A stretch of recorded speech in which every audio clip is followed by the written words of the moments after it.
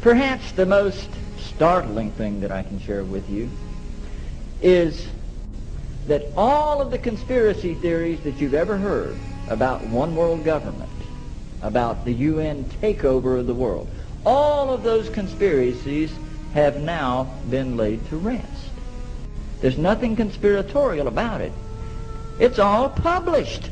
If you live in the heartland of America, you have to listen up. While the nation was distracted with the Anthony Weiner drama, President Obama signed an executive order that will seize greater power over food, fiber, and energy in our vast countryside area. It was during that study in which I began to realize that this was not an effort to protect the environment, but an effort to control you and I.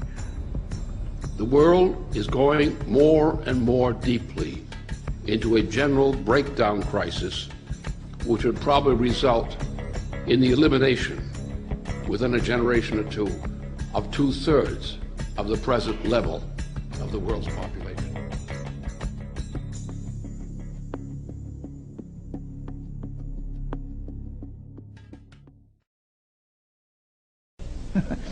The UN-funded Commission on Global Governance began meeting in 1992 in earnest and met for 4 years, and last fall released their final report. It is entitled Our Global Neighborhood. A few of the things that they wish to do: create a world-standing army under the day-to-day command of, who else? The UN Secretary General. They recommend the creation of a new Economic Security Council, into which the World Bank, the International Monetary Fund, the United Nations Development Program, and the World Trade Organization would all be consolidated. A unified worldwide banking scheme, currency. I have been challenged on the radio and in audiences like this, Mr. Lamb, there's no such thing as a global agenda. Hey, friend, you're absolutely wrong. Here it is. It's called Agenda 21. If you live in the heartland of America, you have to listen up. While the nation was distracted with the Anthony Weiner drama, President Obama signed an executive order that will seize greater power over food, fiber, and energy in our vast countryside areas. The president created the White House Rural Council to, quote, make sure we're working across government to strengthen rural communities and promote economic growth. Sounds great, but get this. The council involves a long list of the most powerful people in America. Treasury Secretary Tim Geithner, the Defense Secretary's on it, Attorney General Eric Holder, even the head of Homeland Security, Janet Napolitano. Why would Homeland Security be involved in exerting power and influence over the heartland? Why would the Defense Department be involved in promoting economic growth? The plan calls for the federal government to control almost every aspect of rural America. It'll also, quote, identify and facilitate economic opportunities associated with energy development, outdoor recreation, and other conservation-related activities. Really? When did hunting and fishing become associated with conservation-related activities? And by the way, what does that mean? The aims of the White House Rural Development Plan sound eerily similar to a UN plan called Agenda 21, where a central planning agency would be responsible for oversight into all areas of our lives, a one world order. Sound familiar? Agenda 21, the primary document presented in Rio de Janeiro and adopted by more than 100 heads of state, including George Bush, which lays out in intricate detail all of the transformation that must take place in society in order for it to become sustainable as they define sustainability. The Conference of the Parties held its first meeting in Nassau last December. At that first meeting, the United Nations Environment Program presented them with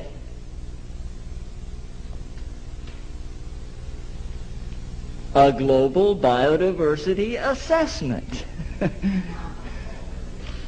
Started in 1992 with a grant from the Global Environment Facility for $3.3 million, orchestrated and coordinated by the World Resources Institute and the World Wildlife Fund and the International Union for the Conservation of Nature. This is 1,140 pages that explains how to implement the 16-page treaty on biodiversity. The last 200 pages, section 13, deals specifically with a system of protected areas. It defines what a system of protected areas is. It includes core wilderness areas surrounded by buffer zones, similar to those used in the biosphere reserves, created under a UNESCO program and promoted by the United States Man in the Biosphere program. There are 382 biosphere reserves around the world, 47 of which are in the United States, not under authority of any treaty, but by voluntary agreement with the United Nations. These biosphere reserves are to be the nucleus for the core wilderness areas. Scratching my head here, what on earth is going on? Joining me now is radio host Ben Ferguson. Hey, Ben, President Reagan, 50 years ago, he started talking about this, and look what we got now. We have a White House Rural Council. Are you nervous about this? Sure, and anybody that's in rural America should be worried about this, because what they're saying is we're going to look at what you're doing in your life, and if we seem that you're not somehow using your land to the advantage of the overall American people, then we may have some quote-unquote maybe strong suggestions for you. I mean, look at the people in Minot, North Dakota, for example, this week, who are having to deal with the government, and guess what? They didn't do it right with the levees there, so even when there's a place with a lot of people, they say, hey, why would I want the government telling me what to do with my farmland? Because that area there is massively involved with farm. What, are they going to walk in with the defense secretary and start telling them where they should farm, how they should farm, and what they should do with their land? I mean, this to me scares me. And then I stumbled on page 993, and friends, if you don't think that's some heavy reading at night, page 993, after describing these protected areas, sums it all up by saying the recently published Wildlands Project in the United States is the central theme of protected areas. And on page 15 of the Wildlands Project, Dr. Reed Noss says that we must convert at least 50% of the land area of North America to wilderness, off limits to human beings. Go ahead, Chris Plant, you're up.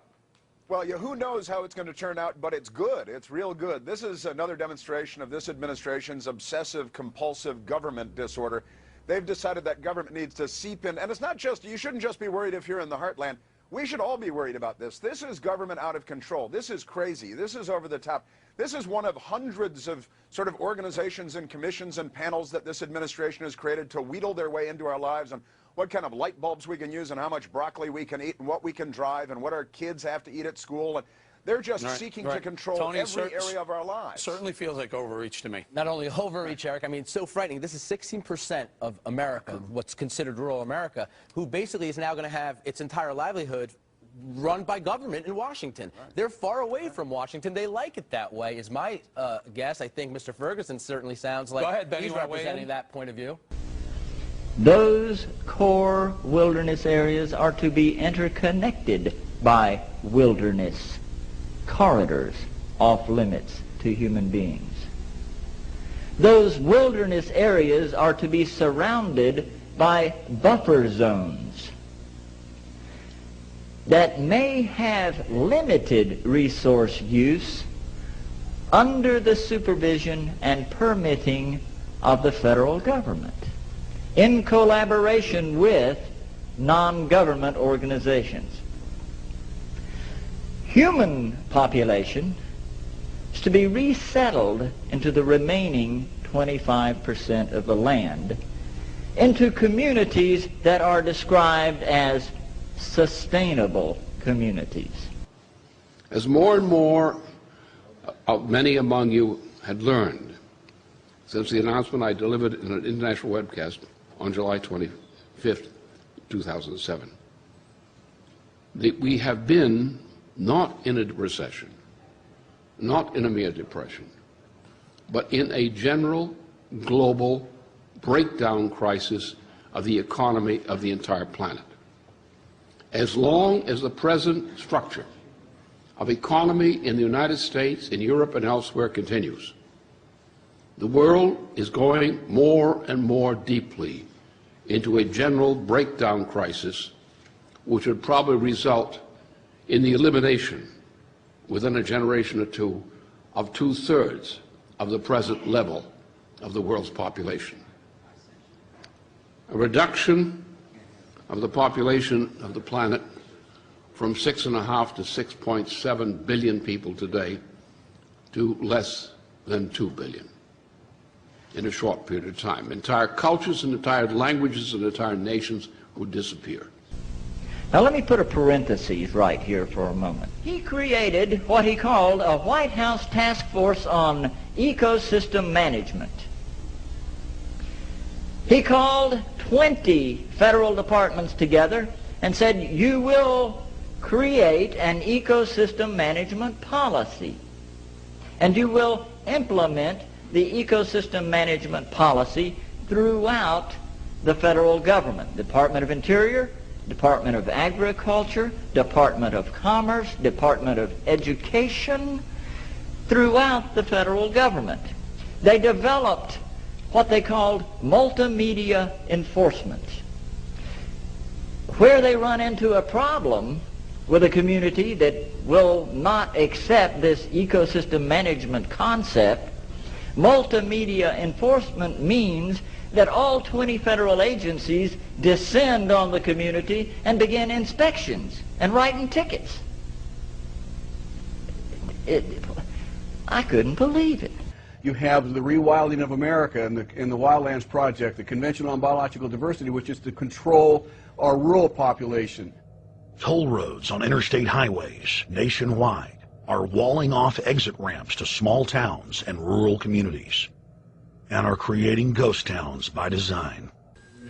And Mikhail Gorbachev and Stephen Rockefeller and Marie Strong have written a new 10 commandments for the world. It's called the Earth Charter. You can get it off the internet, or you can contact us. We'll be glad to get you a free copy of it. And they're of course, talking about how they're going to redistribute the wealth, not only within nations, but between nations. Equitable distribution of wealth within nations, between nations. Equitable distribution of wealth within nations, that's communism. And between nations, well, of course, that's the master plan. That's why we're shipping our jobs overseas. That's why we're shipping our factories overseas. That's why they're running up the price of your oil and gas and electricity. It's to impoverish the American people, to raise your living standards to that of the Bolivian peasant. We want equality for everybody but the ruling elite. And that, of course, is exactly what Plato wrote about. This trend is accelerating under the NAFTA highway system and is meant to rewild more than half the country. All of these things are designed to bring more and more control to bureaucracies rather than to the independent individual, the sovereign individual of this nation. What brought me into this whole discussion was the fact that while I was doing this multi-million-dollar research effort in the 1980s and early 1990s, I became aware of an agenda basically to lock up one half of the United States into wilderness corridors and reserves. What's called the Wildlands Project, but it was also a key cornerstone of the United Nations Convention on Biological Diversity. It was during that study in which I began to realize that this was not an effort to protect the environment, but an effort to control you and I. They were dividing the United States up into little compartments in which they would rip out roads, which they would rip out whole communities and put them back in the wilderness,